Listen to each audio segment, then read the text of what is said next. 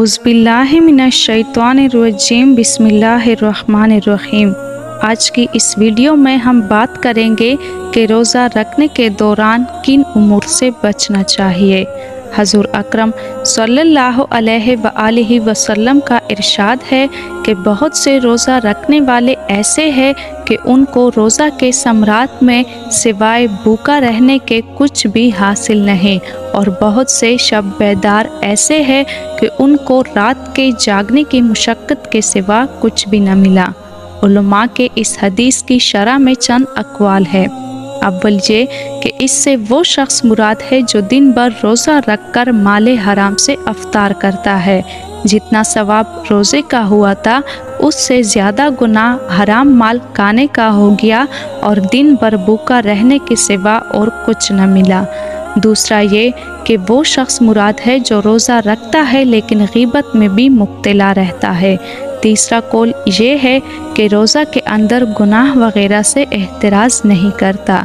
इसी तरह जागने का हाल है कि रात पर शब बेदारी की मगर तफरीहन थोड़ी सी गीबत या कोई और हिमाकत भी कर ली तो वो सारा जागना बेकार हो गया।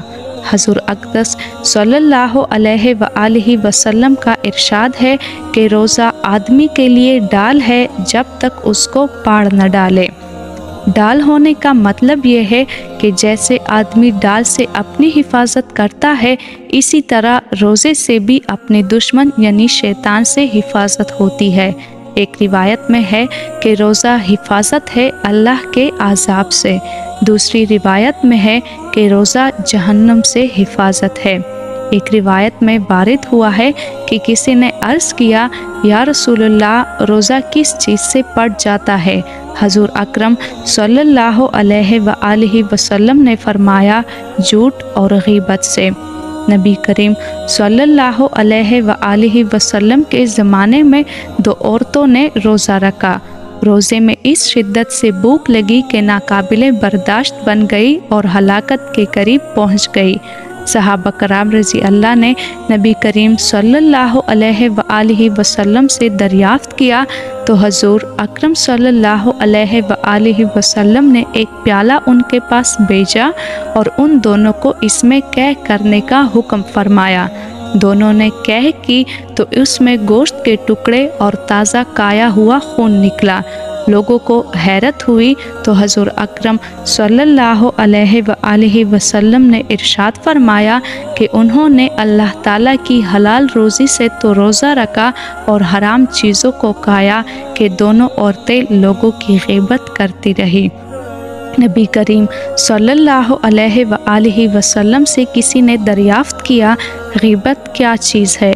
हज़ूर अकरम सल्लल्लाहु अलैहि वसल्लम ने फरमाया कि किसी की पस-ए-पुश्त ऐसी बात करना जो उसे नागवार हो। साइल ने पूछा, अगर उसमें वही बात मौजूद हो जो कही गई है? इस पर हज़ूर अकरम सल्लल्लाहु अलैहि वसल्लम ने फरमाया, जब ही तो गीबत है, अगर वाक़अतन मौजूद न हो तब तो बहतान है।